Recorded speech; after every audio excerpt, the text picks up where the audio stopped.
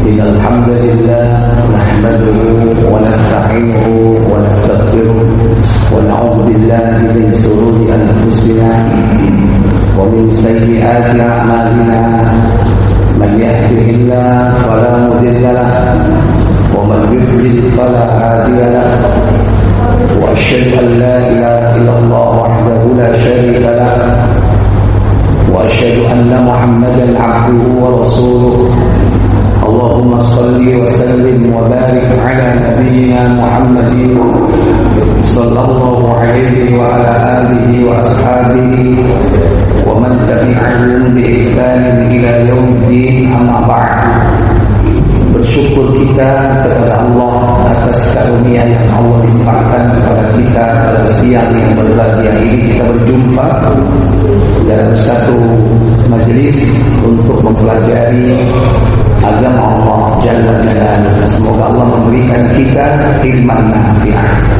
Salawat dan salam semoga dilimpahkan pada junjungan kita baginda Nabi Muhammad SAW beserta seluruh keluarganya, keturunannya, para sahabatnya dan seluruh pengikut-pengikutnya hingga tegaknya hari pembalasan. Para ibu, bapak, saudara, saudari yang dirahmati Allah.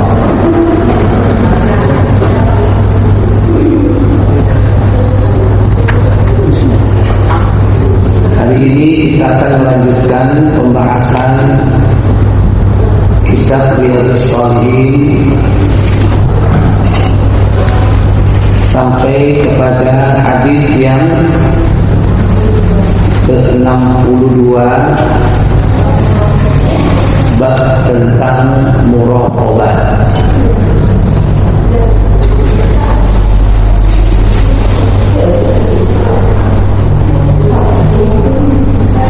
Hadis yang bersumber dari sahabat Ibnu Abbas radhiyallahu ta'ala anhuma, qala, ia berkata, kuntu khalfan Nabi sallallahu alaihi wasallam yawman, aku berada di belakang Nabi pada suatu hari. Faqala, maka beliau bersabda kepadaku, ya gulam, wahai anak muda, u'allimuka kalimatin, aku akan mengajarkan kepadamu satu kalimat. Ihfadillah yahfadka, jagalah Allah, niscaya Allah akan menjagamu. Ihfadillah tajidhu tujahak, jagalah Allah, niscaya kau akan mendapati Allah ada di hadapanmu. Idza sa'alta fas'alillah, jika kau meminta, mintalah kepada Allah. Wa idza ista'anta fasta'in billah, dan jika engkau meminta perlindungan, maka mintalah perlindungan itu kepada Allah. Wa'lam, dan ketahuilah, annal ummata law ijtama'at ala an yanfa'uka bi syai'in,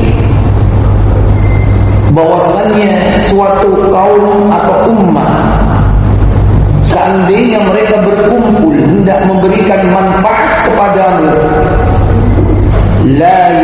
lam yanfa'uka illa bi syai'in qad katabahu Allahu 'alaik, niscaya mereka tidak akan mampu memberikan manfaat kecuali apa yang telah ditetapkan oleh Allah kepadanya.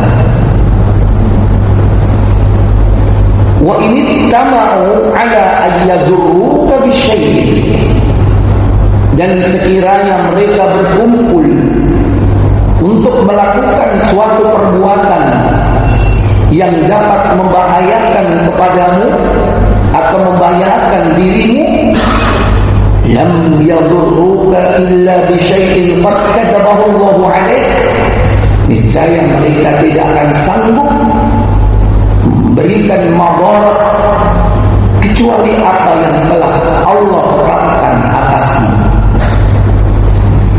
Rufi'atil aqlam, pena telah diangkat, wajabbatis suhuf, dan lembaran-lembaran telah ditutup.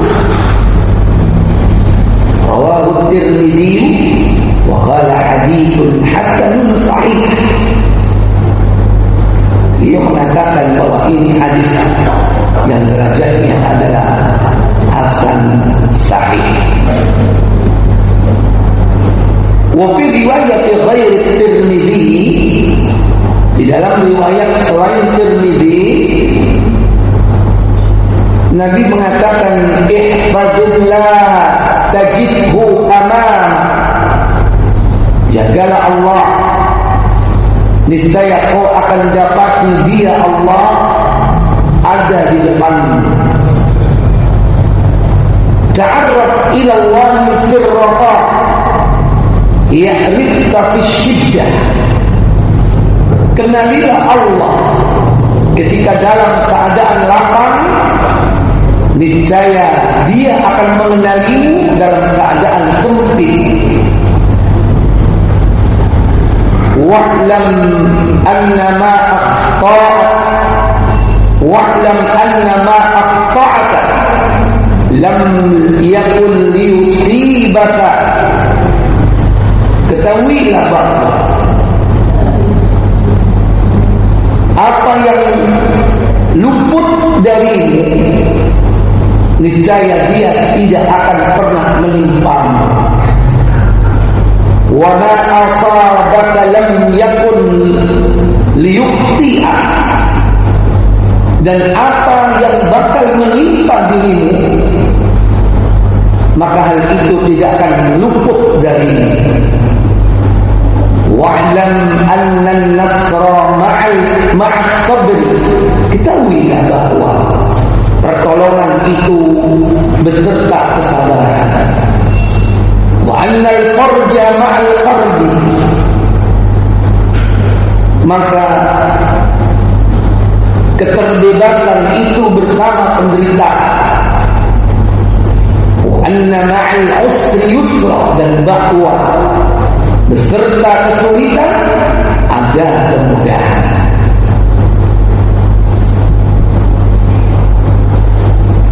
Ini dalam riwayat selain dari Tirmidzi.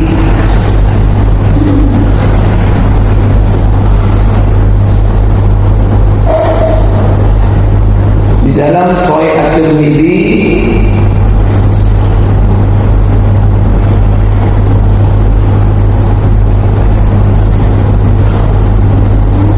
ada di nomor 1000 di sini ya.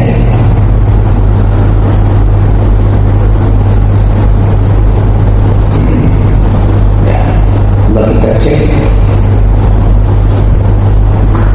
Tirmidzi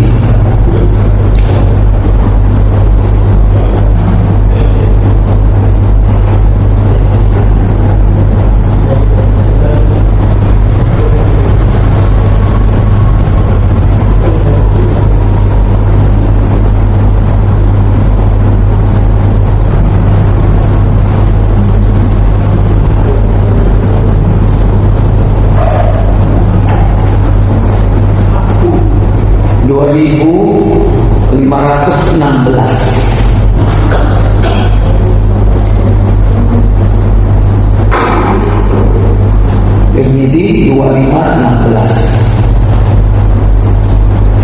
Iya.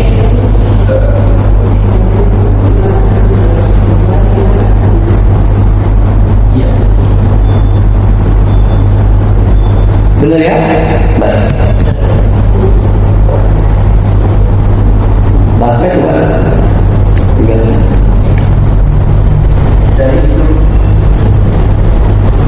15 dia berkata, pada suatu hari aku pernah berada di belakang Rasulullah SAW.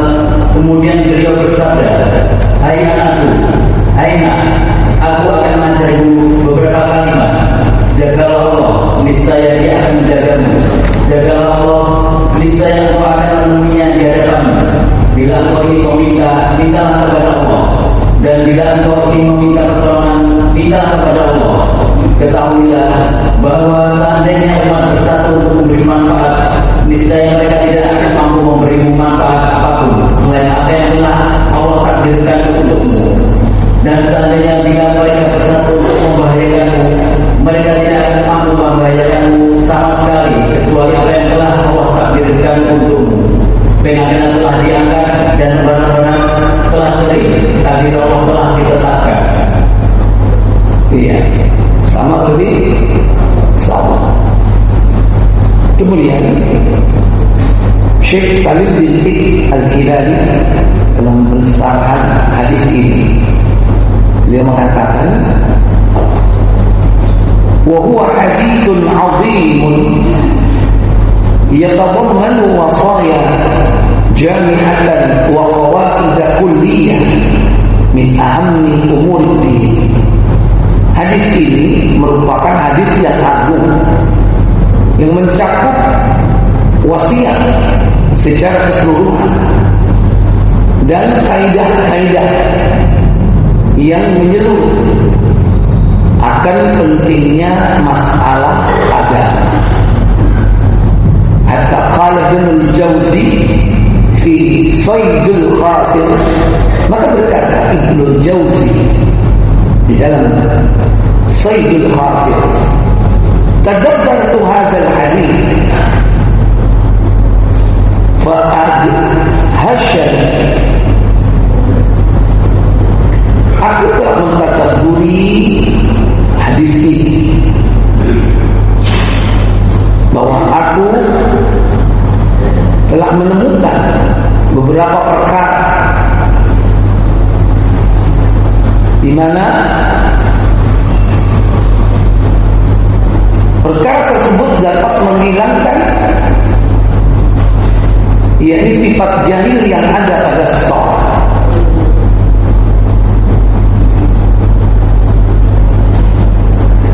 Dia memiliki hadis ini yakni beberapa faedah yang penting. Kemudian di antara kalimat-kalimat yang ada dalam hadis ini, pertama, ghulam. Nabi mengatakan, ya ghulam, wahai anak muda, yakni as-sabiyyu min hina yaqtamu ila al-bulugh, anak yang belum sampai kepada masa balik, jadi di bawah masa balik, itu disebut dengan ghulam. Kalau sudah balik, itu sudah dipanggil dengan syabab, yaitu pemuda. Ghulam itu berarti kalau mendekatkan umur berarti 15 tahun ke bawah. Atau intinya dia belum balik, karena pendekatan balik itu ada dua. Kalau tidak usia, yaitu ihtilam, mimpi basah.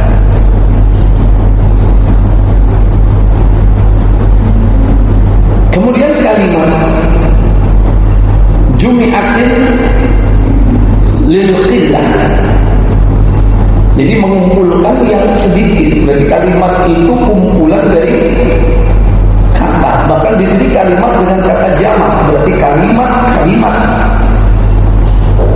Dalam bahasa Arab itu kalimat itu kata. Kalau kita kan enggak, kalimat itu rangkaian kata.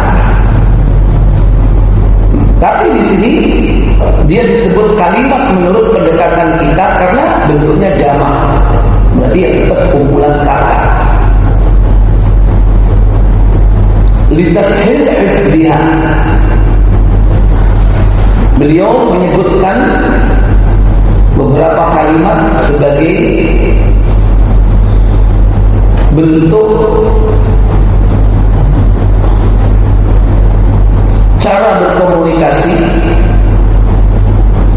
litashili hifdhiha, untuk mempermudah menghafalnya.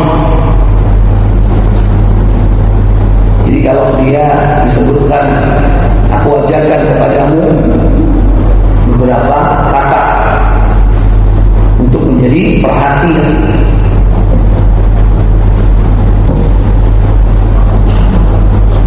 Kemudian kalimat ihfadillah,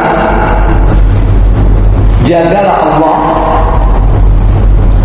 yakni ihfad dinahu, jagalah agamanya, bi mulazamati taqwa, dengan senantiasa berada pada jalan ketakwaan. Itu yang dimaksud jagalah Allah. Ihfadillah, jagalah Allah, berarti ihfad dinahu, jagalah agamanya. Dengan bagaimana? Dimulazamah, dengan senantiasa menetapi, melakukan, yakni ketakwaan. Wajtinabu ma la yarda, dan menjauhi segala apa yang tidak disukai oleh Allah, tidak diridhai. Wa ibdil 'abdi li dinillahi ala martabatain. Sementara pemeliharaan seorang hamba terhadap agamanya itu ada dua macam. Al-awwal, yang pertama, menjaga agama, ya, ada dua macam.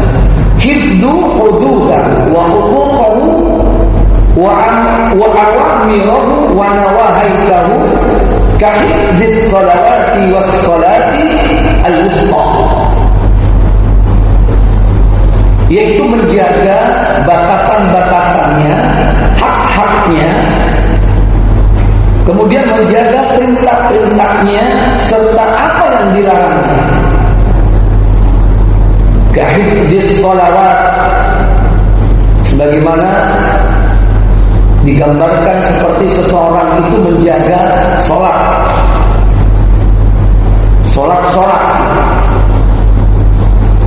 Wassolatil wusta, termasuk sholat pertengahan.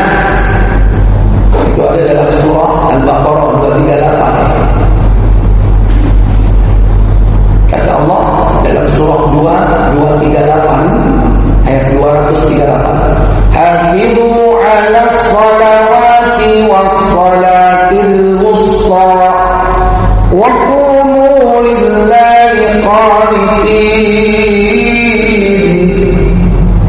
Berilah salammu dan berilah salat wusta, berdirilah karena Allah dalam salatmu dengan khusyuk. Ya, ini termasuk salah satu contoh, yaitu hifdzu hududah,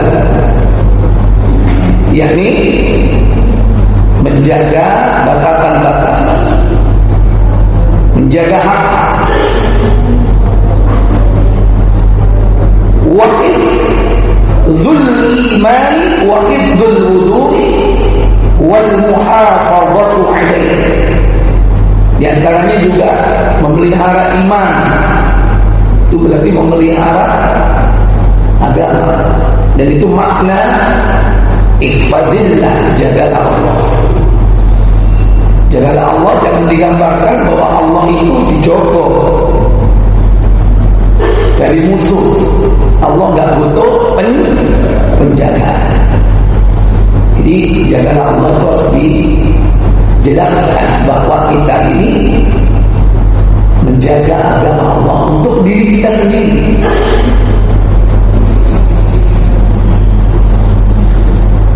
Kemudian at-tsaniyah, yang kedua, hifdzul jawarihil insan. Jenis menjaga yang kedua, menjaga Allah yaitu menjaga anggota tubuh seseorang. Kalau tadi yang dijaga yang bersifat abstrak, syariat, aturan, hukum, Maka ini yang dijaga yaitu apa? Yang bersifat konkret, berupa jawari, anggota tubuh. Kal basar, seperti mata, was-sama', seperti telinga, pendengaran, wal batni, seperti perut, wal lisani, lidah, lisan, dijaga.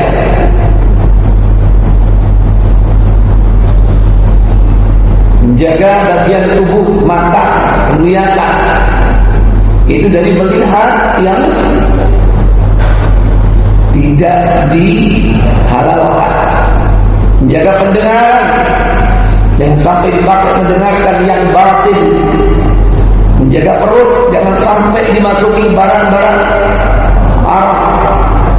Menjaga lisan, jangan sampai dipakai untuk melakukan perbuatan namimah, adu domba, riba. Al-waqtu yaitu mencaci maki. Al-humazah wal-lumazah, mencela.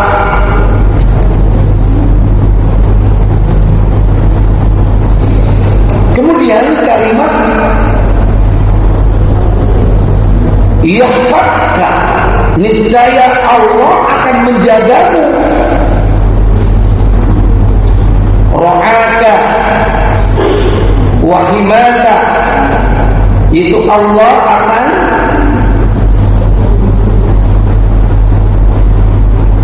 mengayomimu, melindungimu. Wa quwwaka, menguatkanmu. Wa nasaruka, memberikan pertolongan kepadamu. Itu maknanya. Wa hifdzullahi lil 'abdi, adapun penjagaan Allah terhadap seorang hamba, yadkhulu fihi naw'an, ada dua jenis penjagaan Allah kepada seorang hamba. Yang pertama, ahaduhuma hafidhahu fi masalihihi, Allah menjaganya dengan diberikan berbagai kemaslahatan. Dunia, seperti dalam urusan dunia. Wa bidini, dalam masalah agama, kemaslahatan agama. Wa waladihi, dalam urusan anak. Wa aqlihi, harta. Wa mali, ahli, keluarga. Wa mali, harta. Dijaga oleh Allah Jalla wa'ala.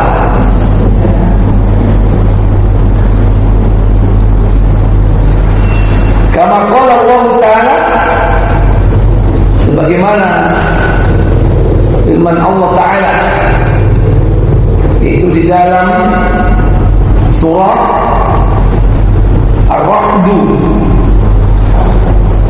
surah yang ke-13.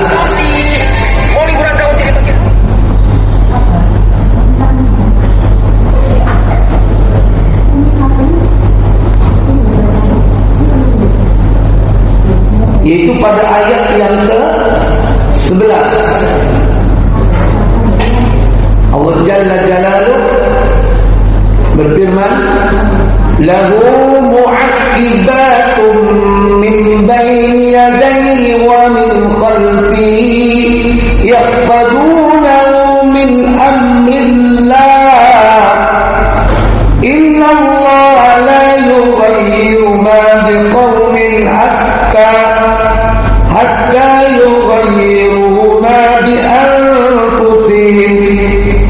Wa idza arada Allah biqaumin su'an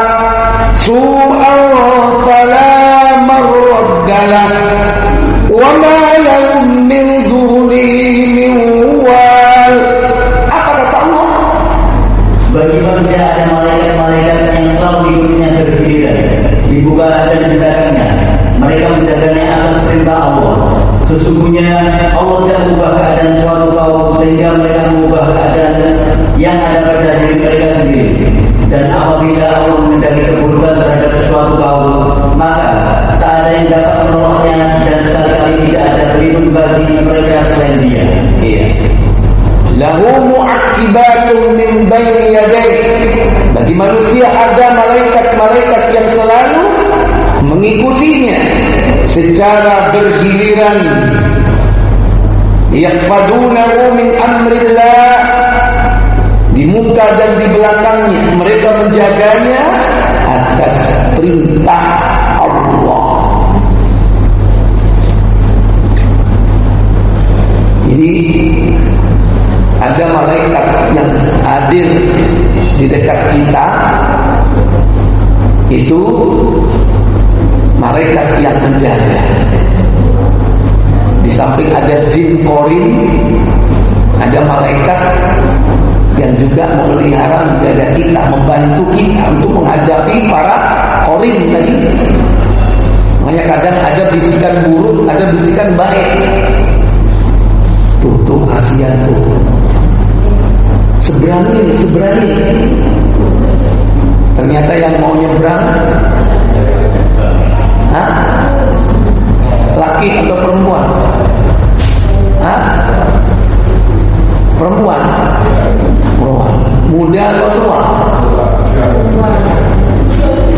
Kalau tua itu berarti yang bisikin malaikat. Kalau yang masih muda, yang bisikin lu si nom itu sana itu bingung, tuntunan. Tidak si nom, berarti korin. Kalau yang sudah tuyuk bawa tongkat, berarti yang bisikin malaikat. Nah yang sering itu yang mana Pak? Sing tua apa sing nom? Sing di seberang nom. Wah, nanti sampai sering nuruti si korin.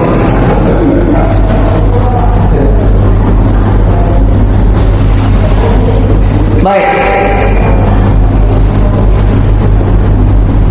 Ini yang pertama ya, menjaga dari kemaslahatan.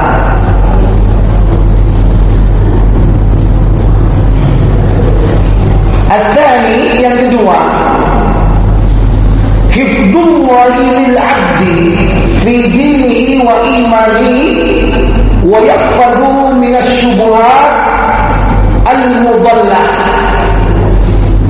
yaitu penjagaan Allah kepada seorang hamba dalam urusan agamanya, keimanannya, dan menjaganya dari perkara-perkara syubhat yang menyesatkan. Wasyahawat al-muharraqah, dan juga keinginan-keinginan syahwat yang membinasakan. Fallahumma ihfadna bima taqbidu bihi ibadakas salihin. Maka semoga Allah senantiasa melindungi kita semua sebagaimana Allah menjaga hamba-hambanya yang saleh. Itulah yang dimaksud dengan Allah akan menjaga. Tujahak, arti tujahak yakni ma'ak, besertamu, fi kulli ahwalika, di dalam setiap keadaan. Itu yang dimaksud tujahak. Ihfadillah, jagalah Allah. Tajidhu tujahak, niscaya kau mendapati dia, yaitu di hadapanmu. Yang dimaksud tujahat di sini juga yakni menemani seseorang dalam setiap keadaan.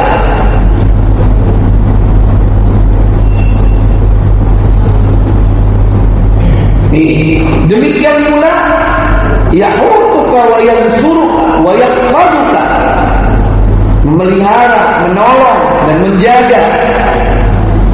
Wa hadhihi ma'iyatul khassah, dan ini merupakan kebersamaan secara khusus allati taqtadin nasra wa ta'yidi wal hifdi wal i'ana, yaitu yang merupakan konsekuensi penjagaan itu berupa pertolongan, pemeliharaan, penjagaan. Waqad taqaddama bayanha fi Fatihatil Bab, dan hal ini telah dijelaskan sebelumnya, yakni pada bab pembuka. Ista'anta talabtal i'ana, yang dimaksud ista'anta wa idza ista'anta, dan jika engkau meminta perlindungan fasta'in billah. Nah, jika kau meminta pertolongan, fasta'in billah, minta tolonglah kepada Allah. Makanya ista'in itu adalah talabat al-iman, al-i'ana, yaitu mencari pertolongan. Al-ummah yang dimaksud dalam hadis tersebut yakni lawis jama'a, sekiranya berkumpul suatu umat. Yang dimaksud umat di sini adalah jami'ul makhluqin, yaitu berkumpulnya seluruh makhluk, baik jin ataupun manusia berkumpul. Semua berupaya untuk melakukan sesuatu yang hal itu tidak akan sanggup dilakukan kecuali apa yang telah ditetapkan oleh Allah, baik itu berupa maslahat ataupun madharat. Rufi'atil aqlam wa jaffatis suhuf, penjelasan tentang pena-pena telah diangkat dan lembaran-lembaran telah kering, yakni tarakat al-kitabatu biha, pencatatan itu sudah tidak ada lagi, sudah ditinggalkan itu yang namanya pencatatan. Li farahil amri wa in baramah mundu amada ba'idin, di mana sudah tidak ada lagi atau usainya Allah mencatat takdir makhluknya. Jadi seseorang itu telah jauh dari perubahan ketetapan, karena sudah tidak ada lagi yakni perubahan, karena pena-pena itu telah diangkat. Faqad taqaddama kitabatul maqadir kulluha, karena sudah selesai pencatatan amal seluruh makhluk itu sudah tidak ada lagi, karena dulu sudah ditulis oleh kolam.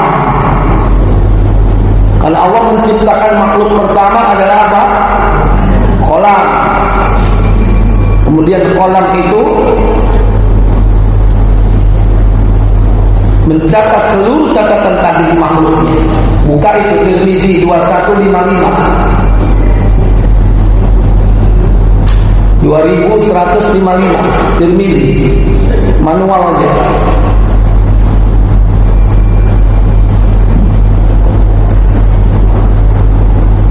Jilid 2 2155.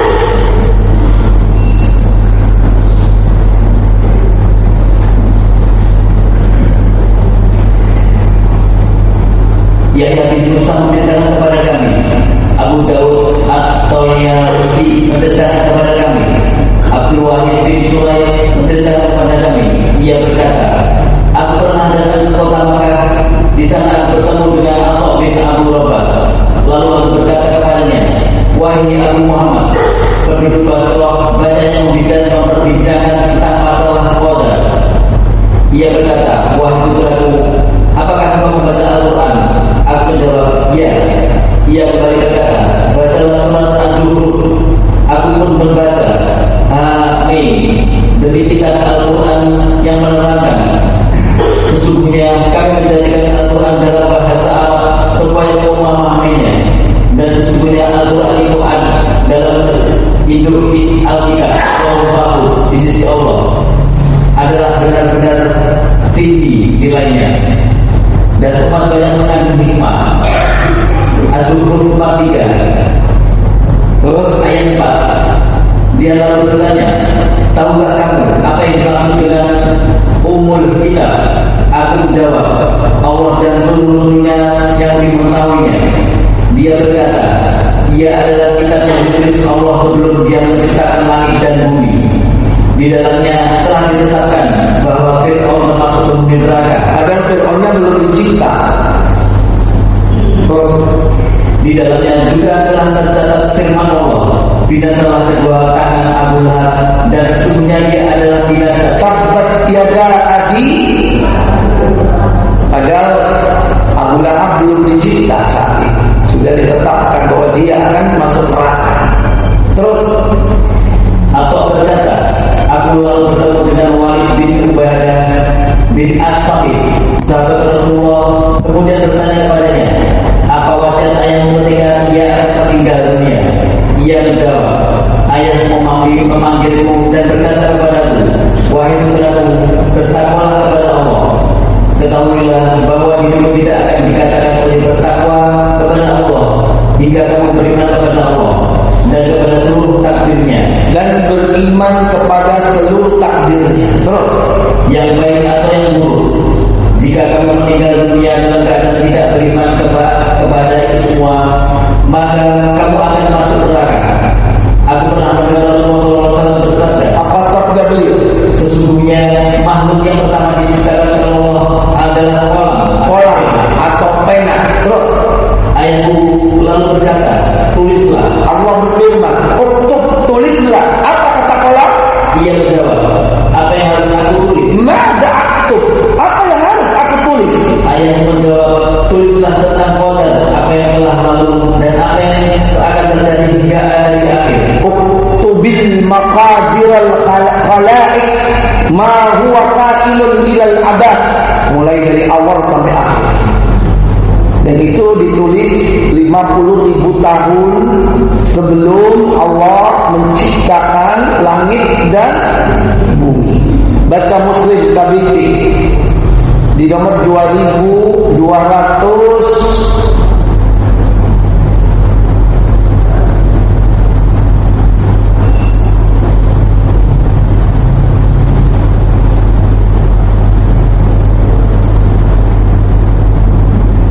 79. Coba. Kalau nggak 77, silakan.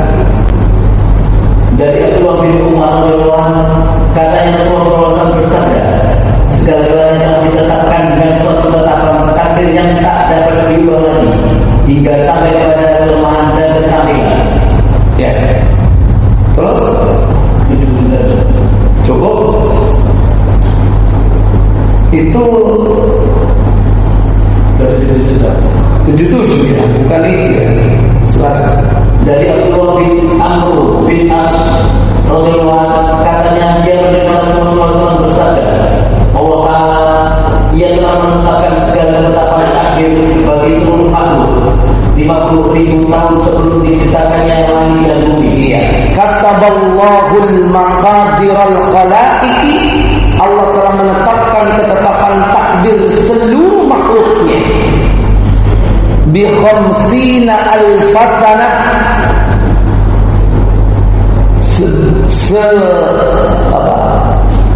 sebelum qabla ayyak luqa as-samawati wal ard, 50.000 tahun sebelum Allah menciptakan langit dan bumi. Qabla ayyak luqa as-samawati wal ardi bi khamsina alfasana, 50.000 tahun sebelum Allah menciptakan langit dan bumi. Inilah catatan takdir yang bersifat azali.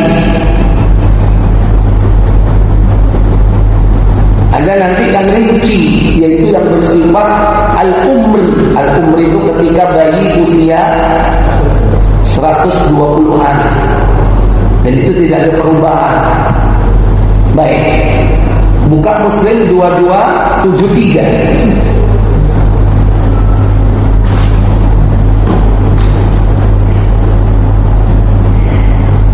Dari Hudzaifah bin Asid radhiyallahu katanya Rasulullah SAW bersabda, setelah nutfah berada di dalam rahim 40 atau 40 malam, 45 malam, maka datang malaikat kepadanya. Seraya bertanya kepada Allah, bertanya kepada Allah Taala, ya Allah, ya Tuhanku, apakah dia ini celaka atau bahagia?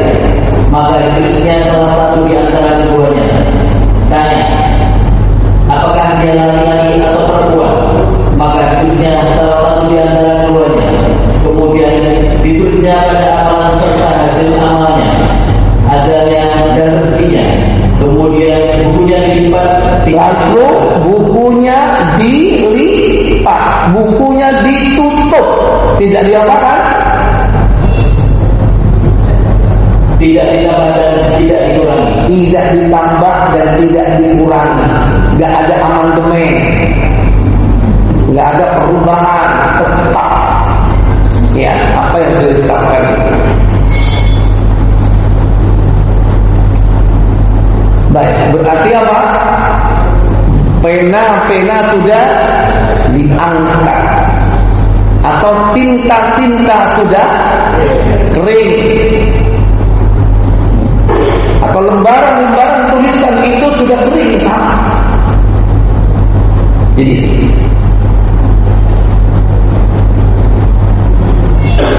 kemudian ar-raha itu ketika dalam kondisi berlapang nikmat.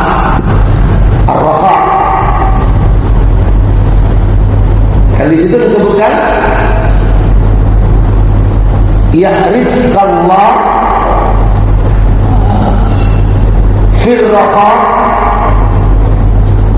Ta'arraf itu kenalilah.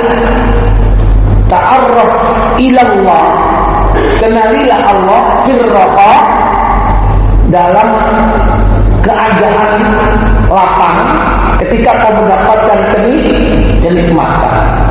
Ya'rifka, niscaya dia Allah akan mengenalmu fi syiddah, dalam keadaan sempit, dalam keadaan menderita.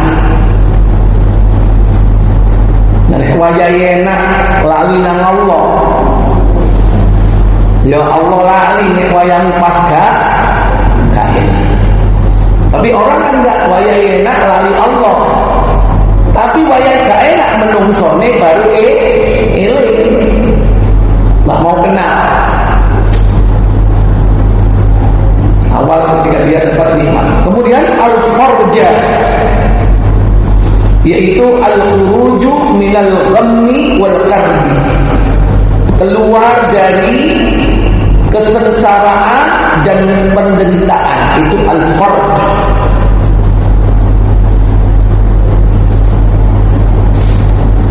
Baik, fiqhul hadis.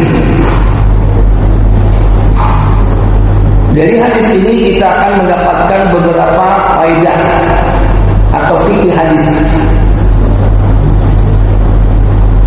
Yang pertama, jawazul iraq al-irdafu 'ala dabbah.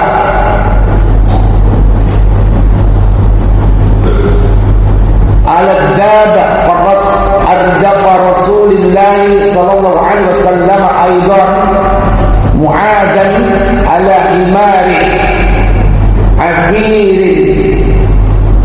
kama fi sahihain. Diperbolehkan menunggang atau membonceng di belakang siapa? Di belakang Nabi. Boleh. Sampai dibonceng Nabi belum lah. Sampai yang sing ngepek Nabi.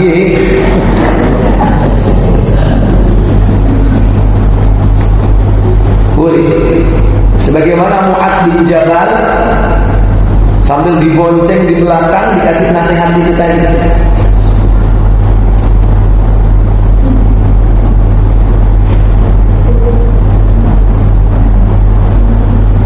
Walibni mundu fi man ardafahun Nabi juz'un mufarrad. Dan ini khusus untuk anak ya, ketika dia digonceng oleh Nabi SAW. Waktu itu dia sebagai seorang anak. Dan disitulah saat yang bagus untuk memberikan apa? Nasihat. Kalau sampean gonceng anakmu nangguri dari kandang, sepeda motor coba ngebut ya. Kayak abimu ini utuk pelan-pelan. Nek lampu merah iman mandek ya, ojo nerobos, ojo ngebut. Itu nasihat yang berkaitan dengan masalah dunia, lalu lintas dan lain-lain. Adakah nasihat masalah yang lain? Ada, banyak sekali. Intinya urusan din wa dunia, urusan agama atau urusan dunia. Silakan. Termasuk gonceng sopo, ya ke anak itu gonceng sopo, lucu. Tapi kadang dituturi waktu gonceng lu dengan ngantuk turu.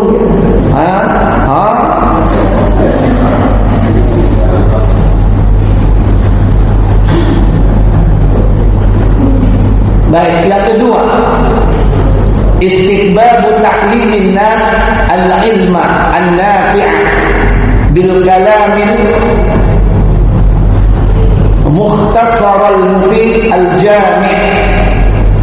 Disunahkan mengajarkan seseorang tentang ilmu yang bermanfaat dengan kalimat yang sederhana tetapi berisi faedah yang banyak. Berkumpul padanya berbagai macam faedah. Jadi dalam hal ini melihat kondisi orang yang diberi nasihat atau diberikan pelajaran, disesuaikan dengan tingkat pemahaman. Kalau anak itu cukup dengan bahasa yang sederhana, dengan pilihan kata yang dapat dipahami. Ya tentu pendekatannya ada beberapa faktor usia. Dalam memberikan pelajaran harus melalui pendekatan usia. Faktor kedua, faktor pendidikan. Umurnya podo, tapi sing dikai pengajaran situe S3, situe SD. Ya, mungkin nggak dalam satu majelis pengajian itu ada yang sudah doktor, di situ juga ada yang SD nggak lulus. Ono nggak? Nah, yang repot itu kan mengakomodir keduanya. Iki gaya bahasa dukur, iki sing SD gak nyandak ya. Dengan bahasa yang sederhana Sing S3 kok bahasanya desa ngono kan? Ya, kok kampungannya gitu. Misalnya begitu. Ya repot ya. Maka dicari yang bisa mengakomodir keduanya. Nah, ini pandai-pandai seorang mudarris yang mengajar, atau duat yang berdakwah, atau muta'allim yang memberikan pelajaran. Kira-kira berarti yang menengah, yang bisa diterima keduanya yang mana? Berarti dengan bahasa tingkat apa? Ya, sedang-sedang saja.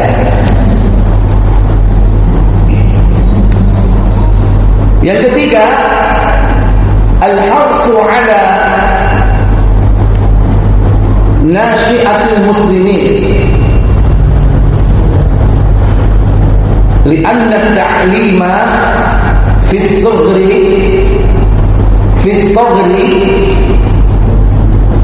kan-naqsi fil hajar. Anjuran untuk memberikan pelajaran lebih dini kepada seseorang, artinya lebih muda, lebih belia, lebih bagus ya. Kenapa? Karena pengajaran kepada seorang anak itu bagaikan mengukir di atas batu. Sampai ada kan syair, belajar di waktu kecil bagai mengukir di atas batu, belajar di waktu tua bagai mengukir di atas air. Air mudah dibelah gak? Mudah dibelah, tapi balik mana?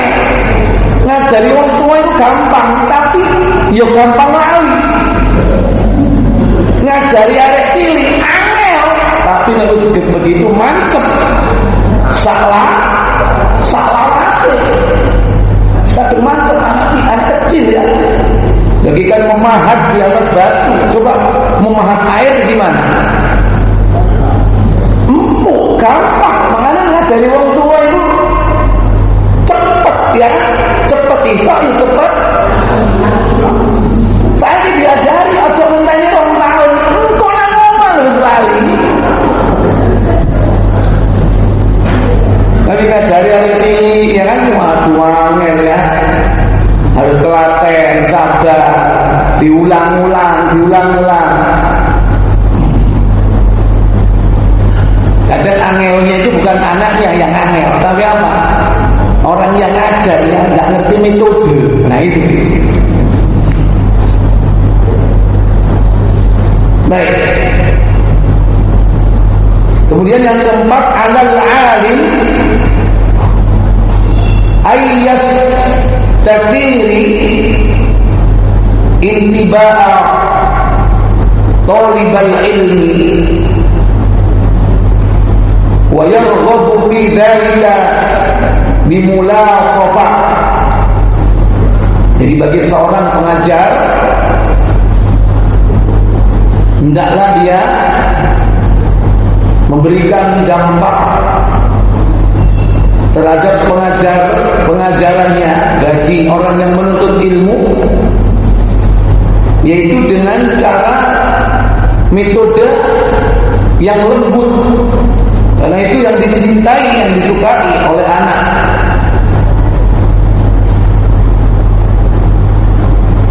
Jadi ada target, ini anjuran, memberikan anjuran kepada anak itu tentu dengan cara yang au tambih ala ahammiyati, atau memberikan peringatan akan pentingnya hal itu.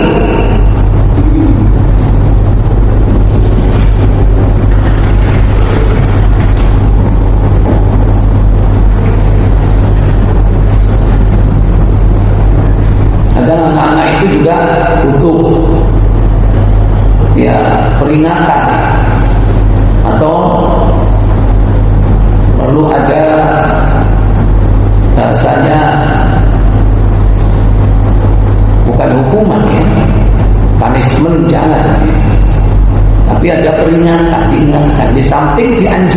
diajak, dianjurkan, tapi juga ada peringatan.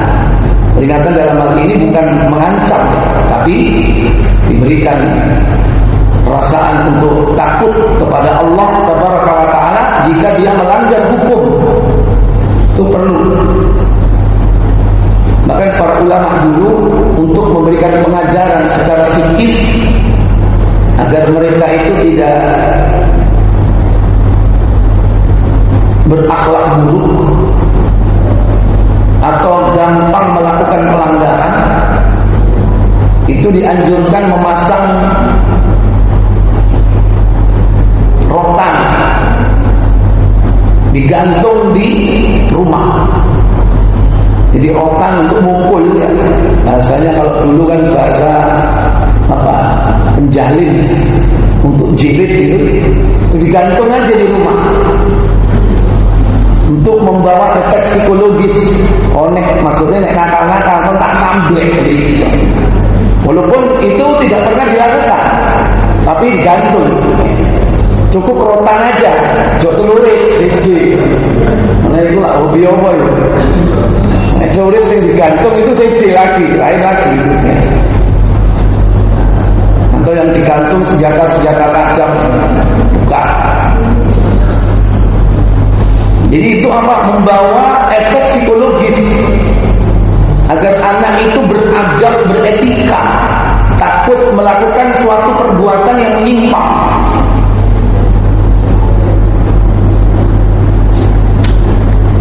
Kemudian berikut al-jaza'u min jinsil amal. Balasan itu sesuai dengan jenis amal.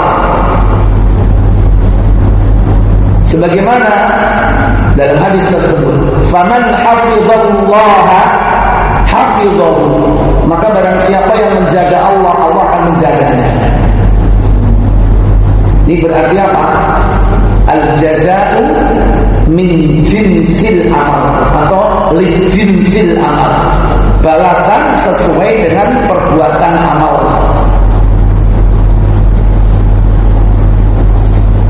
Warada fil Quran katsirun kaqoulihi ta'ala. Quran banyak sekali dalam konteks balasan sesuai dengan amal ini. Di antaranya dalam surah Al-Baqarah, yaitu ayat 40. Wa awfu bi ahdi ufi bi ahdikum wa iyaya farhabun. Ya. Itu dalam surah Al-Baqarah 40. Awalnya ya bani Israil اذكروا نعمتي التي أنعمت عليكم وأوفوا بعهدي أوف بعهدكم وإياي فاتقون. Hai Bani Israel, ingatlah akan nikmatku yang telah Engkau berikan anugerahkan kepadamu, dan penuhilah janjimu kepadamu. Niscaya Engkau beri janjimu kepadamu. Ya, penuhilah janjimu kepadaku, niscaya aku akan memenuhi janjiku kepadamu. Terus, dan hanya padakulah kamu harus takut atau tunduk. ya. Wa qauluhu ta'ala, sebagaimana firman Allah Ta'ala dalam surah Al-Baqarah 152. Fadhkuruni adhkurkum washkuruli wa la takfurun. Karena itu ingatlah kamu kepadaku, niscaya aku akan ingat kepadamu, dan bersyukurlah kepadaku, dan janganlah kamu ingkari nikmatku. Ya, itu namanya al-jaza'u li jinsil amal. Balasan sesuai amal perbuatan. Maka ingatlah kepadaku, kata Allah, niscaya aku akan ingat kepadamu.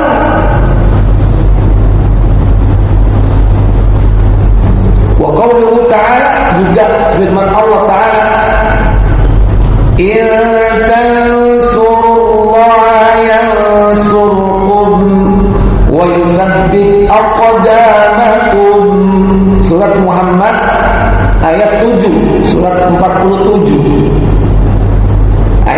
ketujuh. Hai orang-orang yang beriman, jika kamu menolong agama Allah, niscaya Allah Dia akan menolongmu dan meneguhkan kedudukanmu.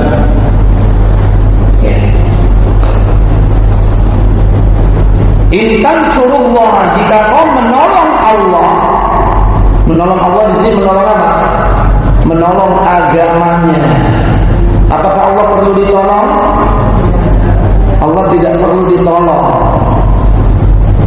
Tapi kita menolong agama itu dalam rangka menolong diri kita sendiri. Yansurkum, niscaya Allah akan menolong. Tapi ingat, ini bukan syarat. Tapi semata-mata balasan yang akan diberikan itu tidak jauh dari perbuatan yang telah dilakukannya.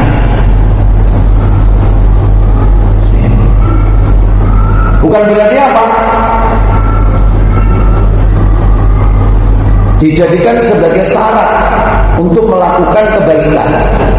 Bukan. Aku apik nang awakmu nek kon kudu apik nang aku dhisik. Konteksnya nggak boleh seperti itu.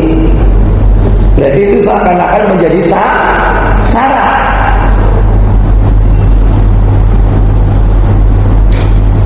Dan Allah tidak mensyaratkan.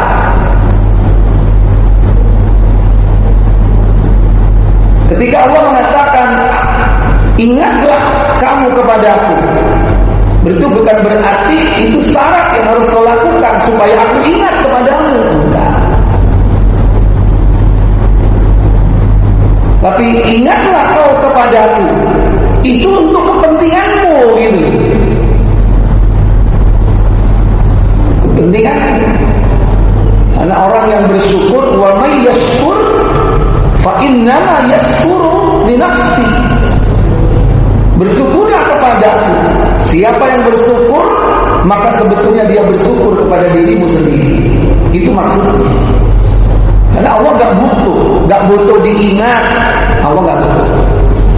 Gak butuh dipenuhi janji. Gak butuh Allah. Kalau kita butuh gak dipenuhi janji. Ono wong janji cak meneh yo, tak sahur, wae, tak lunasi. Butuh gak ya? Halo. Oh, ndirek on janji ini. Tapi Allah tidak. Ketika Allah memerintahkan sesuatu agar makhluk itu berbakti kepada Allah, Allah tidak butuh dengan kebaktian makhluk, tapi kebaktian itu akan kembali kepada diri sendiri. Sehingga perintah Allah untuk berbakti kepada makhluk untuk berbakti kepada Allah itu bukan syarat. Sehingga kemudian Allah membalasnya dengan kebaikan yang sama. Tidak, bukan syarat. Tapi semata-mata menunjukkan bahwa orang yang berbuat baik akan dibalas dengan kebaikan. Itu udah rumus. Bahkan kebaikan akan dibalas dengan berlipat-lipat, kebaikan yang banyak. 1 diganjar 10, 1 diganjar 700. Kurang apa? Balja'a shari'an fi qoli, bahkan lebih tegas lagi dalam firman Allah dalam surah Ar-Rahman surat 55 ayat 60. Hal jazaa'ul ihsani illal ihsan. Apa katanya? Tidak ada balasan kebaikan kecuali kebaikan pula. Iya, tidak ada balasan atas sebuah kebaikan melainkan kebaikan pula. Nah, berikut berapa ini? Yang keenam. Allah Subhanahu yatafaddal ala ibadihi wa yazidihim. Allah yang Maha Suci memberikan karunia atas hambanya dan menambah karunia kepada mereka. Faman hafizallah hafizahu wa kana ma'ahu. Dan barang siapa yang menjaga Allah, Allah akan menjaganya dan Allah akan bersamanya. Itu berarti tambahan. Wa man nasarallaha nasarahu. Barang siapa yang menolong Allah, yaitu menolong agamanya, nasarahu, Allah akan menolongnya. Wa sabata qadamahu. Ditambah dengan apa? Yaitu diteguhkan kedudukannya.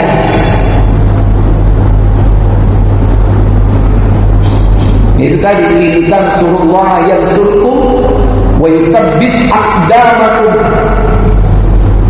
Jika kau menolong Allah, niscaya Allah akan menolongmu dan Allah akan meneguhkan kedudukanmu.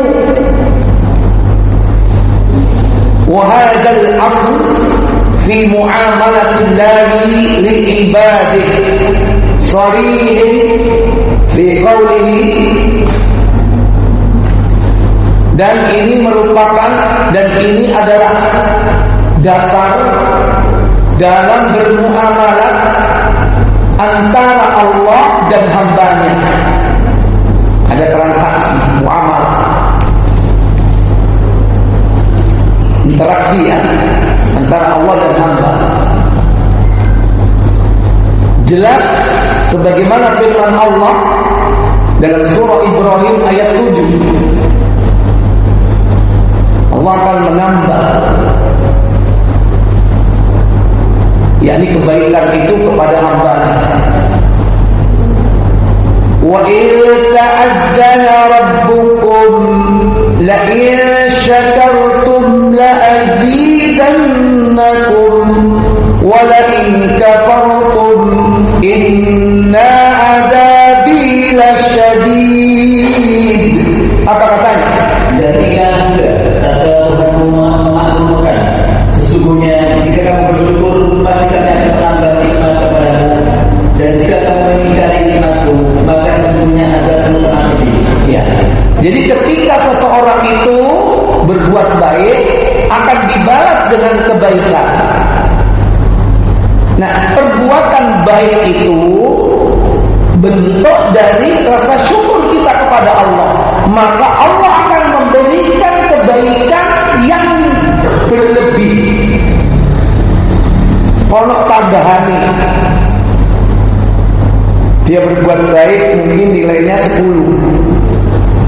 Allah membalas kebaikannya bukan 10 tapi berlipat.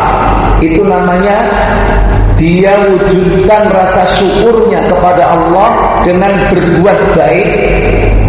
Maka Allah akan memberikan ganjaran dengan la azidannakum, niscaya akan aku tambah nikmatmu bagimu. Ditambahi nikmat. Itulah muamalah dengan Allah. Jual beli dengan Allah itu pasti apa? Pasti untung. Dodol siji oleh berapa kali lipat minimal untungnya?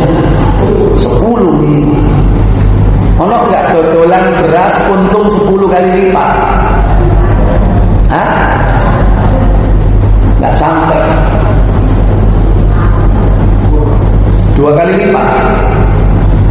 Dodol 700, regone 10.000, didol 20.000. Berarti ini 10.000 itu berapa kali lipat? Hah? Baru 1 ya? Kecuali nek ente ngedole 100. Rego 10 didol 100. Ono enggak? Kepuyi wong. Kalau itu barang-barang yang sudah harganya standar di masyarakat. Oh, dodol beras 1 kilo mestine 10.000, dodol 100 per kilo. Beras opo iki? Iki beras teko surga, kaploke mbek wong.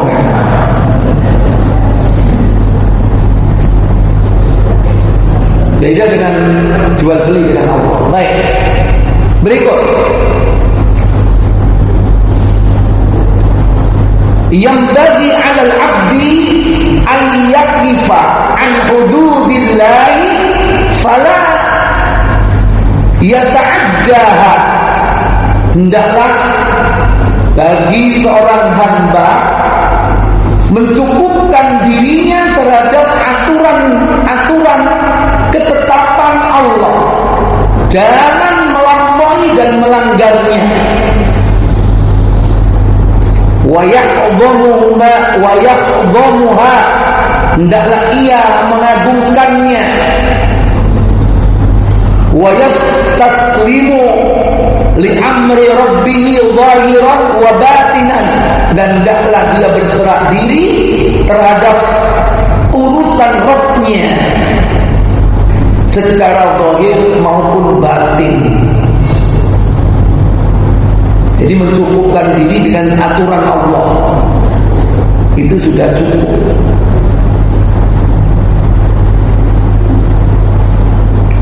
Bila kalau kita ini mempraktekkan apa yang telah ditetapkan oleh Allah dan Rasulnya, itu aja kewalahan.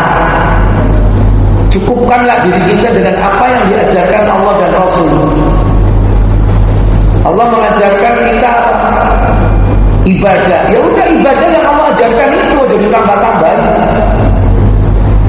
Nabi mengajarkan kita bacaan sholawat, ya sudah cukup. Sholawat Ibrahimiyah yang diajarkan Nabi kepada 7 sahabat Nabi, 7 sahabat yang berbeda, tapi sholawatnya satu. Terus gak usah ngelerek sholawat lain, sing badriyah, sing nariyah, sing al-fatih, apa meneh, munjiah, tibil ulu. Ini toro ini seneng. Nek gak sering ngrungokno iki, saya sebelah masjid lagi. Cukupkan diri dengan sholawat yang sahih, walahan untuk mengamalkannya dalam setiap hari, saat. Gak usah ngelirik yang lain. Jadi hendaklah bagi seorang hamba mencukupkan dirinya terhadap apa yang telah ditetapkan oleh Allah Jalla wa'ala. Jangan melampaui batas. Yang berikutnya, tahrimus su'ali ghairillahi ta'ala mimma la yaqdiru alaihi illahu.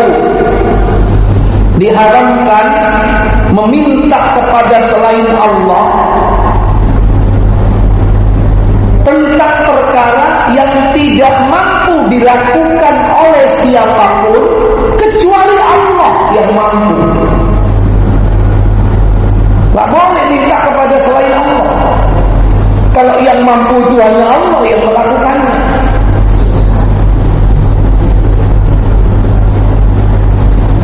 Cak, aku njaluk tulung cak udan iku pindah nang gone Riyan. Loh, kon kok nyeluk cak ya, kan kanca kecil. Wong tuh nyeluk aku mbah. Kon nyeluk aku cak, kon lak kancaku sih. Maksudku regane jok larang-larang. Kan kene kan kanca lah. Nek wong liya mau tarif 500.000, aku 50.000 wae. Sementara dia minta sesuatu yang dia tidak mampu. Apa? Memindah hujan. Bisa nggak? Bisa. Cak tolong pindah no barang-barangku nang mobil, gowo nang di rumah. Bisa nggak? Boleh nggak minta seperti ini? Boleh. Cak aku njaluk tolong mobilku cak pindah cak saiki sekarang juga nang Banyuwangi. Loh, kok iso? Kok sampai nek aku duwe kemampuan ngono. Padahal dia nggak bisa ya. Ini sesuatu yang tidak akan mampu dilakukan oleh manusia. Nah, bagaimana kalau seandainya orang itu mampu? Tentu yang melakukan itu bukan manusia, tapi ya Allah Jalla wa Ala, pasti Allah. Maka mintanya bukan kepada makhluk, mintanya kepada siapa? Allah. Makanya ketika Nabi Sulaiman meminta kepada salah seorang dari sekretarisnya yang memiliki Ismul A'zam untuk memindah singgasana Ratu Balqis, Nabi Sulaiman tahu bukan orang ini yang dapat memindah, walaupun itu ada sekretaris pribadinya yang memiliki ilmu yang lebih tinggi kedudukannya daripada Ifrit yang mampu memindah singgasana Ratu Balqis sebelum Nabi Sulaiman berdiri dari singgasananya. Ini lebih cepat lagi, sekejap mata. Nah, ia minta kepada Allah. Karena diterangkan dalam surah itu apa? Sekretaris Nabi Sulaiman ini memiliki Ismul A'zam, salah satu dari nama Allah yang dipakai untuk mendapatkan doa yang mustajab. Sehingga yang memindah siapa? Allah, bukan orang itu. Kemudian sekarang kan dicari-cari ilmunya, nggak ketemu-ketemu. Memindahkan materi dari satu tempat ke tempat yang lain dengan merubah materi itu menjadi apa? Ya, menjadi apa istilahnya? Menjadi energi. Yang fisik ini dimasukkan ke dalam ruangan, dijadikan energi ini dipindah. Kemudian di sana dibentuk lagi menjadi sebuah materi. Sampai sekarang belum berhasil. Karena mereka memakai kekuatan akal manusia, nggak akan sampai. Nah, beda dengan Ifrit. Kalau Ifrit kan dibawa oleh pasukan jin. Jin sini yo. Takon gotong wong akeh. Digotong. Iku Ifrit. Cuman kan nggak ketok. Digawa mek sapa jin sing iso mumbul. Lah nek menungso sapa sing iso mumbul? Nggih pesawat ya. Zaman dulu belum ada. Yang ada dulu yang bisa terbang cuma siapa? Cuma dua yang bisa terbang. Malaikat yang punya sayap, jin yang memang ada suku tertentu yang bisa terbang. Tidak semua suku jin bisa terbang. Itu spesifikasi. Ahli terbang, ahli menyelam, ahli-ahli. Beda dengan malaikat. Kalau malaikat pasti dalam Quran disebutkan memiliki sayap 2, 3, 4, 5 dan seterusnya.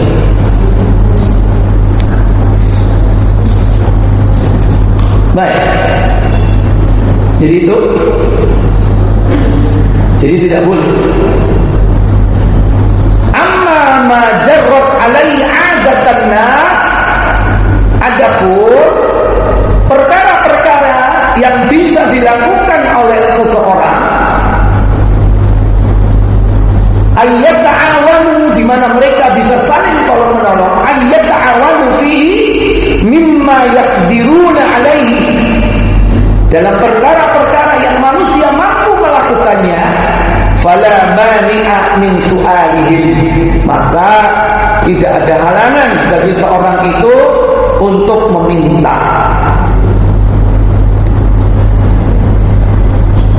Ya, itu.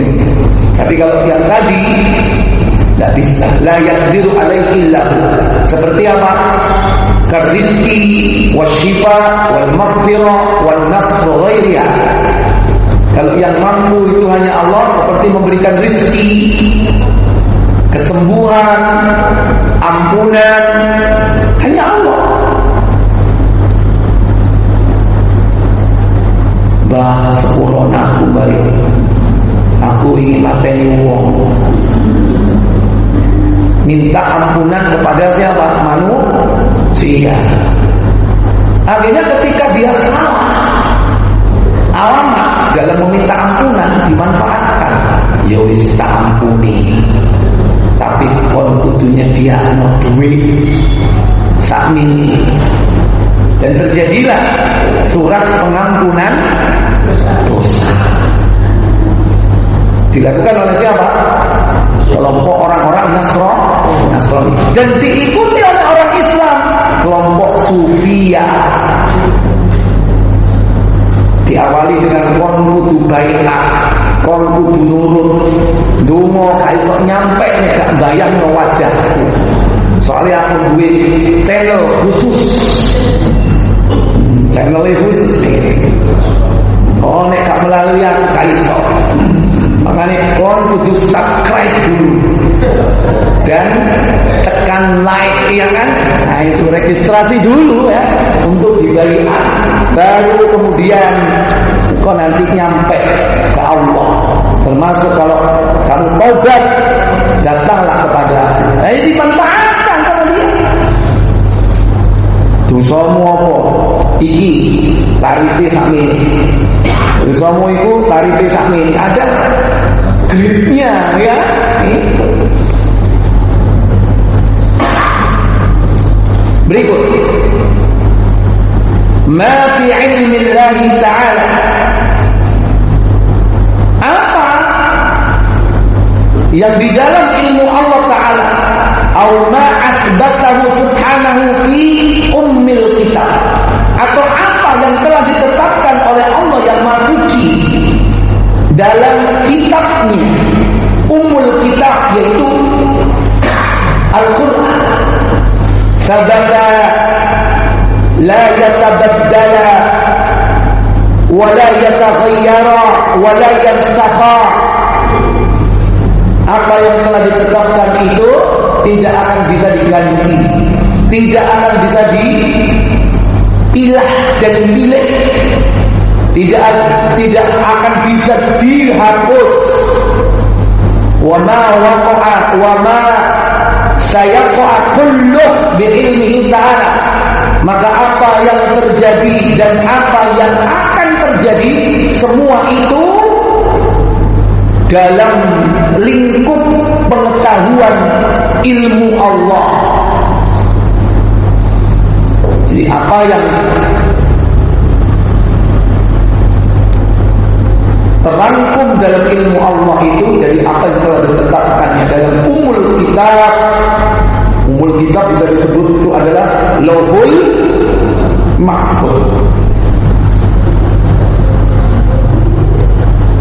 Maka kalau sudah ditetapkan di Lauhul Mahfuz tadi, apa yang tetap itu tidak akan diganti, dipilah, dipilih, dihapus. Termasuk di dalamnya apa yang terjadi dan yang akan terjadi. Berikut min lataifil iktiramil farja bil qarbi wal yusri bil usri, yakni termasuk di antara kelembutan Allah Tabaraka wa Ta'ala, yaitu menyertai kelapangan dari berbagai kesempitan, menyertakan kemudahan dari berbagai kesulitan. Annal qarda idza ishtadda wa tahana aisal abdi min jami'il makhluqin, bahwasanya penderitaan jika dia menimpa diri seseorang itu akan berhenti, yakni pada saat seorang hamba itu diberikan oleh Allah jalan keluar, dan itu berlaku untuk seluruh makhluknya. Wa ta'allaqu qalbahu billahi wahda, dengan menggantungkan hatinya kepada Allah saja. Untuk mendapatkan itu, jadi syaratnya menggantungkan diri kepada Allah Ta'ala, yakin bahwa pada setiap kesulitan ada kemudahan, setiap kesempitan ada kelapangan. Wa hadha huwa haqiqatut tawakkuli 'ala Allah Ta'ala, dan itulah hakikat dari tawakal, berserah diri kepada Allah. Wa huwa min a'dhami ma tatlubu bihil hawaij. Dan hal itu termasuk di antara perkara agung yang dicari oleh manusia sebagai hajat-hajat hidupnya. Wa min tawakkuli ala rabbih kafar. Maka barang siapa wa man tawakkala ala rabbih kafar, siapa yang bertawakal berserah diri kepada Allah, Allah akan memberikan padanya kecukupan.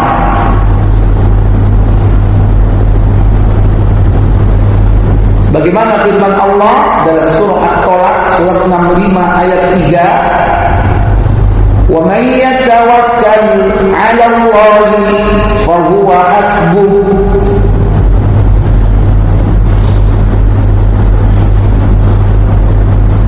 Baca. Dan memberinya rezeki dari Allah yang tiada jasa samanya, dan barang siapa yang bertawakal kepada Allah, niscaya Allah akan mencukupkan keperluannya. Allah akan mencukupkan kebutuhannya atau keperluannya, dicukupi oleh Allah. Berserah diri atau tawakal kepada Allah. Tapi tawakal itu termasuk ada aspek ikhtiar. Tawakal itu bukan pasif.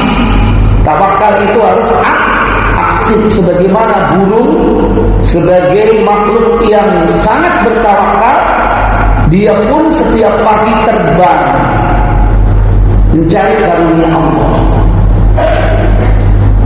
Jadi nggak ada burung tawakal tengok-tengok nang jero sarang, nggak mungkin. Dia tetap keluar, kecuali bekupone mau kancing.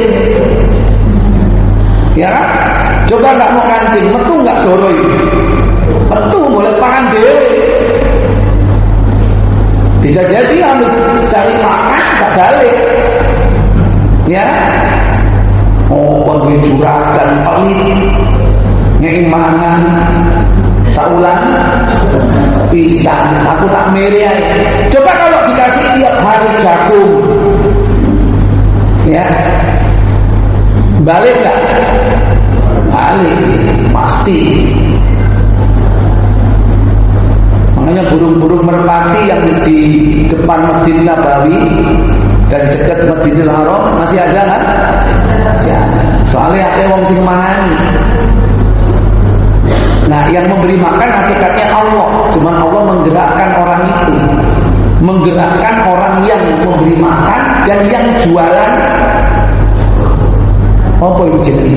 Biji-bijian yang campuran itu yang menggerakkan. Kalau Allah tidak menggerakkan orang-orang itu, dia akan pindah tempat nyari makan sendiri. Dia tak akan ada di tempat itu, walaupun tidak mati, tapi dia pindah tempat. Tawakalnya burung dia akan cari.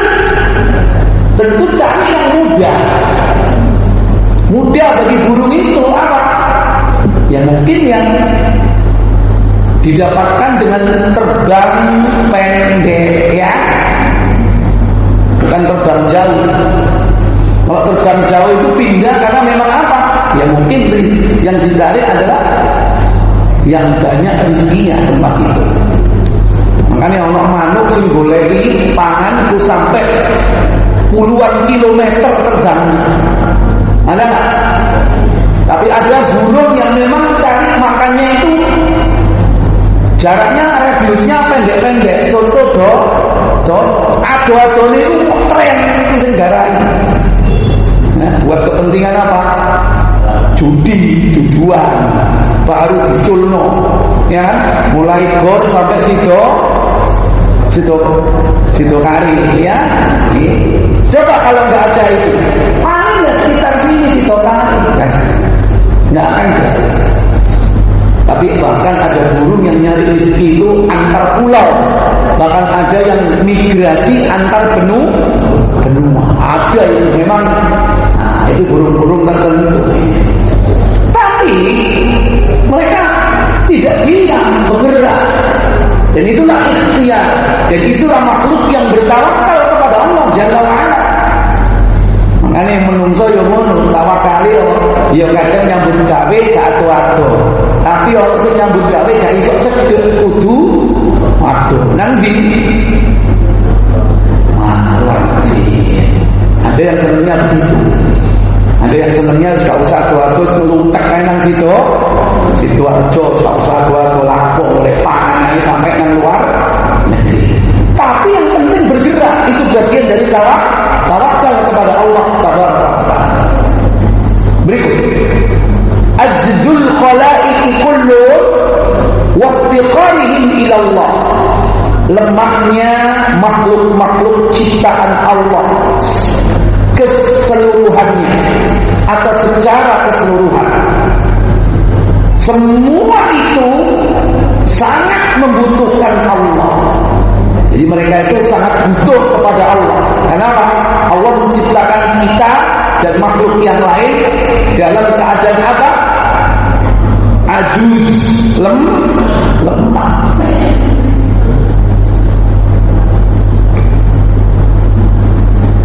Awak dhewe dibanding manu, kuatan dijadi.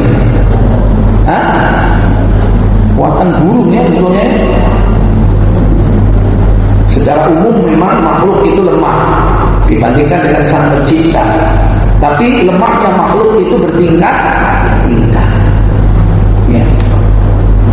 Manusia dengan reptil kuat mana sebetulnya? Secara fisik, manusia dengan reptil kuat nih sebetulnya. Belum tahu ya, belum ada penelitian. Coba antum teliti. Reptilnya apa? Ya udah dibandingno cecek ya, sampean menang sampean gitu. Ya, nek bandingno bajul ya begitu. Dia buat bajul sampean ya. Sampean nyopote bajul mbek nyopotmu ae keluar.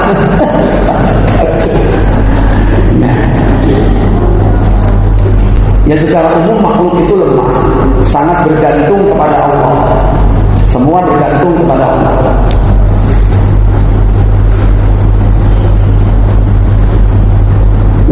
Berikut, yajibu 'alal 'abdi ayyardallaha walau asqatan nas. Wajib bagi seorang hamba untuk mencari ridho Allah sekalipun manusia itu benci, tidak suka.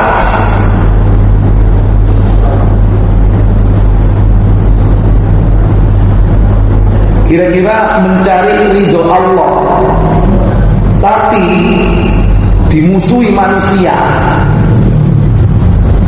lebih banyak mana dibandingkan dengan orang yang mencari ridho manusia tapi dibenci Allah? Lebih banyak mana? Yang banyak itu orang mencari ridhonya Allah tapi dibenci manusia, atau dia mencari ridhonya manusia tapi tidak disukai Allah. Mencari ridho manusia tapi dibenci Allah, itu yang lebih banyak ya? Lebih banyak. Berarti orang yang mencari ridho Allah tapi dibenci manusia itu berat atau ringan? Berat. Makanya sedikit cari ridho Allah. Contoh orang yang cari ridhonya manusia itu kan kalimatnya apa? Enak, sultan, pakai engkau pas ini, engkau pas ngono. Itu berarti bahasa kalimat orang yang masih mencari ridhonya siapa? Jadi kepingin ini, tapi kok ya apa kata dunia? Itulah pacek itu ya. Apa kata orang? Ya. Hari ini masih begini, apa kata orang? Ya, itu kalau apa kata orang itu berarti masih cari ridho siapa? Ada nggak? Aku nek ini, kok apa kata Allah? Kok ya Allah ya apa? Ada nggak? Jangan. Nek ono wong kok ya ngono, pilihan.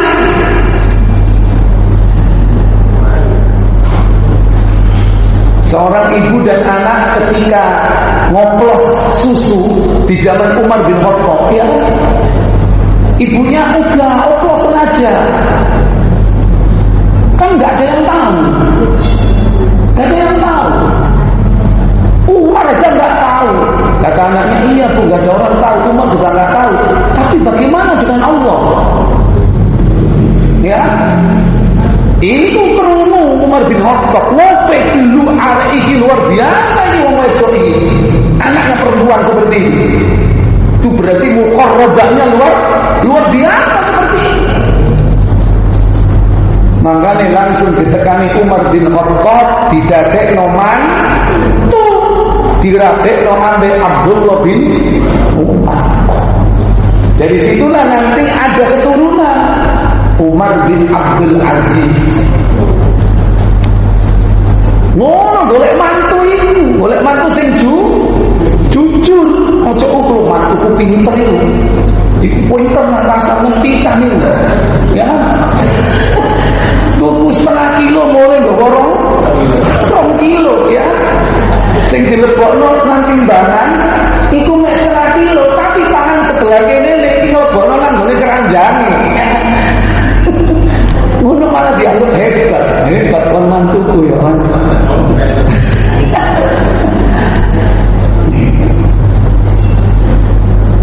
Jadi kalau sudah nemu seorang laki-laki calon menantu, ya, ibu punya anak perempuan, punya calon menantu laki yang dia itu jujur,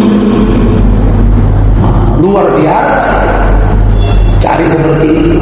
Tutup perkara ganteng nih, tutup perkara sugih, tutup perkara kedudukan pangkatnya, tapi kejujurannya coba dites ya, sampai untuk tuku kompon tuku ya, susuke balik kan?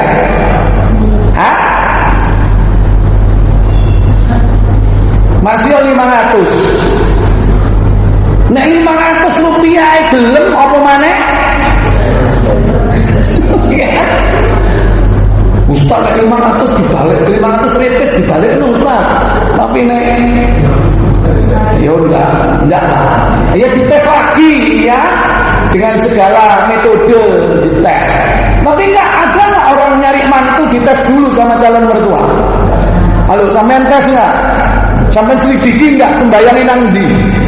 Sampean selidiki enggak kumpule mbek sapa? Orang hanya langsung sing tekor sapa, model kaya apa ya wis cocok, Bu. Ya akhirnya di tengah perjalanan ya, kasihan anak kita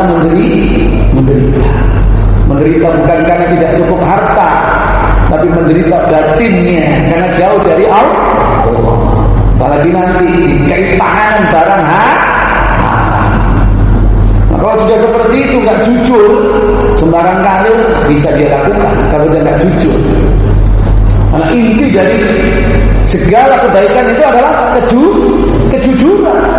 Itu yang paling utama, basicnya. Makanya calon seorang nabi itu harus sidik dulu. Nabi Muhammad sebelum diangkat nabi, dia punya gelar al-amin, itu bekal. Baik, berikut. La yastati'ul 'abd ay yajliba li nafsihi naf'an wa la yadfa' dharran illa bi'idznillah. Seorang hamba itu tidak akan mampu menghindarkan dirinya atau mendapatkan dirinya memperoleh manfaat dan juga menghindarkan dirinya dari madarat illa bi'idznillah, kecuali atas izin Allah. Semua atas izin Allah. Bi'idznillah. Tapi kalimat bi'idznillah ini hati-hati. Tukang sihir pun kadang-kadang gawe bi'idznillah. Mau melakukan sihir dalam rangka untuk mengelabui manusia, ini saya lakukan bi'idznillah, atas izin Allah ya. Kayaknya orang beriman bertakwa ya. Akhirnya ngikuti bi'idznillah. Yang memang atas izin Allah, tapi kita jangan terpengaruh dengan kalimat itu. Karena kalimat itu memang hakikat segala sesuatu terjadi itu atas izin Allah, yang baik ataupun yang buruk, yang hak ataupun yang batil. Sihir itu kebatilan, tapi itu terjadi juga atas izin Allah. Makanya dalam surat apa? Al-Baqarah ayat 100 itu kan biidznillah, ada kalimat di situ. Ma yadurruhum, tidak akan dapat memberikan madarat kecuali atas izin Allah. Coba dibuka surah 2 ayat 102.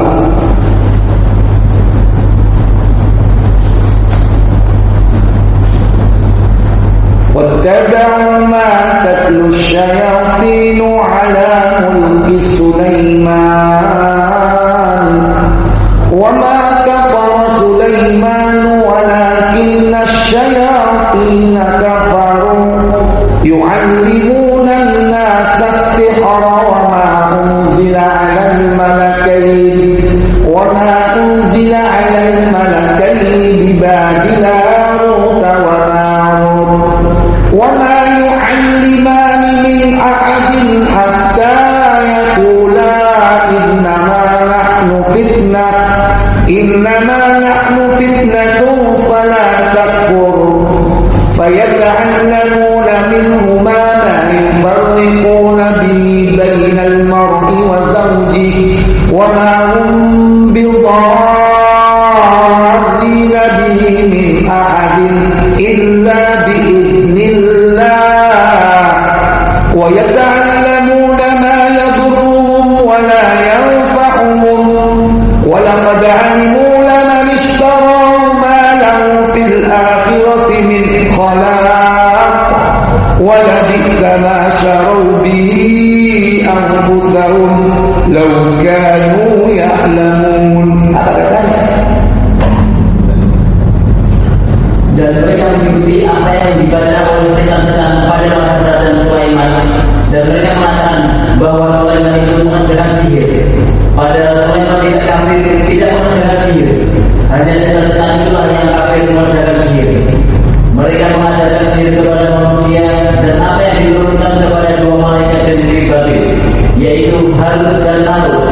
Sedang keduanya tidak mengajarkan sesuatu kepada seorang pun sebelum mengatakan, sesungguhnya kami hanya cobaan bagimu, sebab itu janganlah kamu kafir. Maka mereka mempelajari dari kedua malaikat itu apa yang dengan sihir itu. Mereka dapat menceraikan antara seorang suami dengan istrinya, dan mereka itu ahli sihir, tidak memberi mudarat dengan sihirnya kepada seorang pun kecuali dengan izin Allah. Ya, jadi tukang sihir itu tidak akan mampu memberikan madarat sendiri. Secara pribadi, secara sendirian tidak bisa memberikan madarat karena dia tidak mampu. Tapi itu terjadi atas izin Allah. Jadi kebatilan pun itu terjadi karena diizinkan oleh Allah. Tapi izin Allah itu bukan berarti membenarkan, bukan berarti meridhoi. Izin itu sekedar apa? Tak jarno Pak, tapi hati-hati kok. Dijarno tapi dienting-enting. Awas kok, entenono kono nek wis mlebu nang alam barzakh, tak entekno kon. Jadi dienting-enting, ya diceng sama.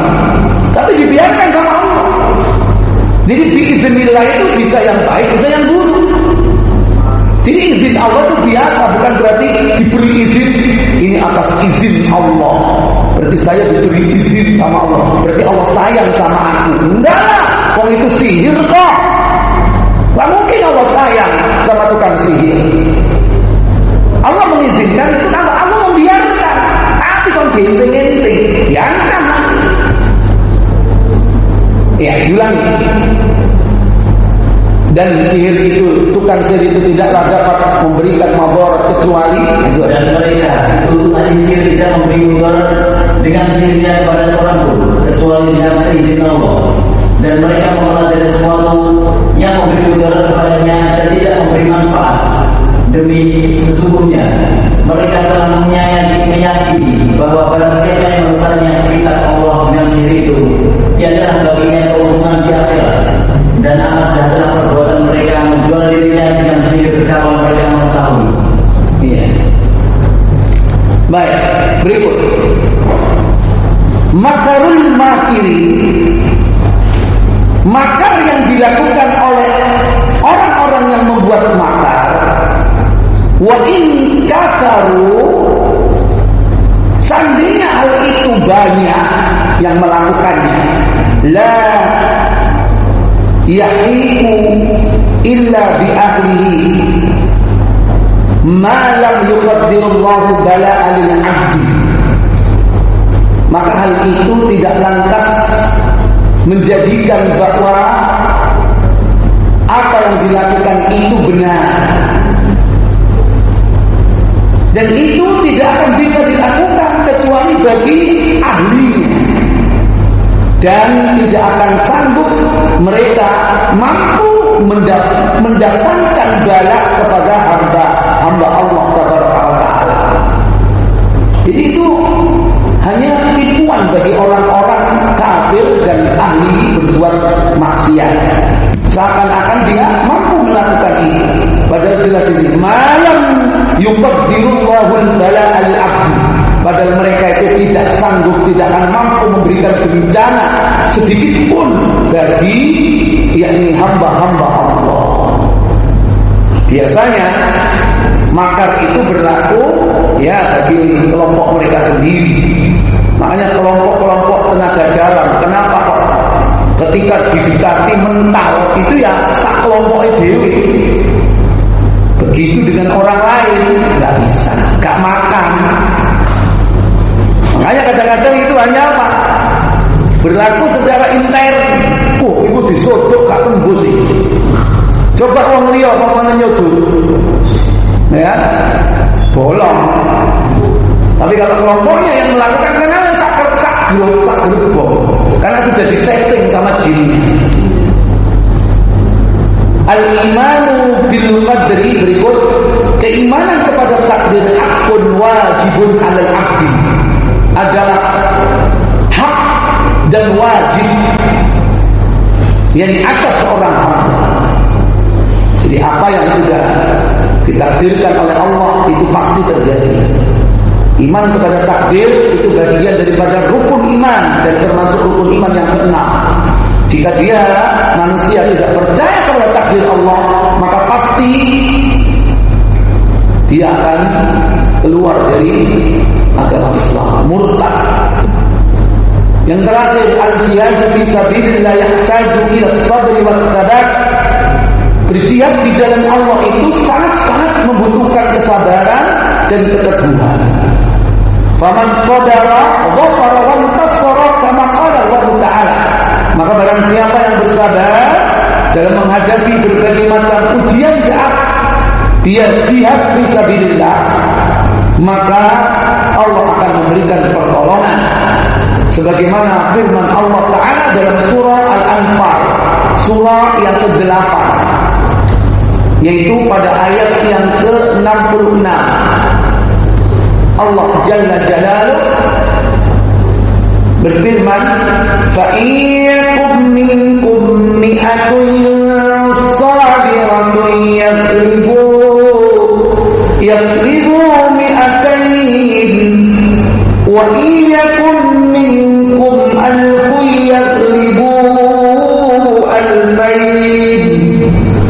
يَغْلِبُوا أَلْفَيْنِ بِإِذْنِ اللَّهِ وَاللَّهُ مَعَ الصَّابِرِينَ. Apa kata Allah? Sekarang Allah telah meringankan kepadamu dan Dia telah mengetahui bahwa kepadamu ada kelemahan. Maka jika ada di antara 100 orang yang sabar, niscaya mereka dapat menahan 200 orang. Dan jika di antara ada 1000 orang yang sabar, niscaya mereka dapat mengalahkan 2000 orang dengan izin Allah. Dan Allah beserta orang yang sabar. Ya, ini matematika Allah. Kelompok yang sedikit mampu menumbangkan kelompok yang besar. Di situ disebutkan 100 dapat mengalahkan 200. Jadi jumlah tertentu akan dapat mengalahkan jumlah kelipatannya. Benar ya? Tapi dengan syarat masing-masing dari mereka, masing-masing ya, yaitu dia harus memiliki sifat sabar. Nah, kesabarannya itu kesabaran kolektif, tapi harus diawali dari kesabaran personal. Kenapa? Tidak akan dihitung secara kolektif kalau masing-masing dari mereka ini tidak memiliki unsur kesabaran. Yang penting sabar. Adapun kualitas kesabarannya tentu berbeda-beda antara satu dengan yang lain. Tapi masing-masing dari mereka tidak boleh blame. Dari 100 orang yang hendak mengalahkan 200, itu harus memiliki sifat sabar. Walaupun sabarnya berbeda-beda, tapi yang penting apa? Tidak kosong gitu. Kalau kosong, ada yang tidak sabar, berarti secara kolektif dia belum dikatakan sabar, dan konsekuensinya tidak akan bisa mengalahkan. Nah, sekarang apa rincian kesabarannya? Nah, itu berkaitan dengan apa? Dengan peperangan kaitannya. Makanya dalam perang itu harus diseleksi secara alamiah. Kalau Allah hendak menjadikan kaum atau kelompok ini menjadi menang, pasukannya Daud, pasukannya Tolut mau mengalahkan Jalut, ya, itu diseleksi melalui apa? Sungai yang tidak dilewati. Mereka yang minum lebih dari 1 ciduk, dia akan tersingkir, terseleksi. Dia tidak akan ikut melanjutkan perjalanan bersama Nabi Daud dan Tolut. Nggak sampai separuh itu, nggak sampai sepertiga, sangat sedikit. Sementara pasukan Jalut tidak berubah, jumlahnya tetap. Ini berubah jadi sedikit. Tapi memang apa? Allah tidak memberikan kemenangan. Bukan perkara jumlah, tapi perkara kualitas. Kalau pasukan itu berkualitas, terutama ketakwaannya kepada Allah, itu dapat mengalahkan tentara kafir sebesar apapun. Kenapa? Karena pasukan yang bertakwa ini sebagai modal untuk datangnya pertolongan Allah berupa malaikat.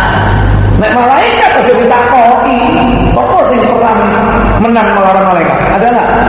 Tak ada yang perang yang menang malaikat. Enteno. Makanya pasukan yang beriman dan bertakwa itu modal dasar untuk datangnya pertolongan Allah. Banyak jumlahnya, tapi imannya gak karu-karuan. Orang sing ahli syirik, ahli dukun, ahli kurofat, sing situ ahli sihir, ya. Yo kakira iso menang Belanda, wong atik sumuhan. Jadi ini bambu runcing disuwuk dhisik, iso nembus motor tank, ya. Ya, nggak akan bisa menang kalau pakai jimat, kalau pakai ilmu sihir. Ayo kita perang melawan orang kafir. Kumpul, tak sowok kafir, tak iseni dengan ilmu kebal. Malah kalah menang, tambah kalah. Kalah sing dihadapi wong kafir. Sementara dia kok ahli sihir, tidak bisa menang. Wah, dalam Islam itu bukan itu. Bekal senjata paling utama itu keimanan dan ketakwaan. Masih alusistanya sederhana.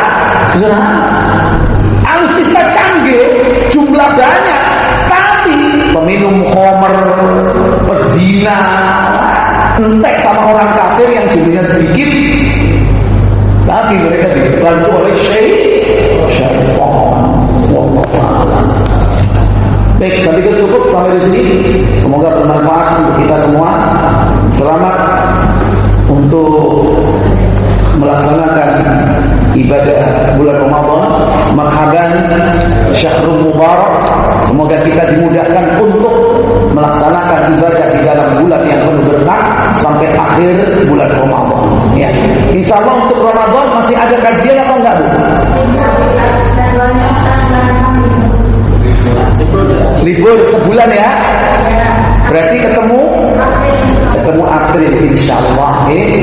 Dan manfaat. Kita tutup dengan kafarat majelis. Subhanakallahumma wa bihamdik asyhadu an la ilaha illa anta astaghfiruka wa atubu ilaik.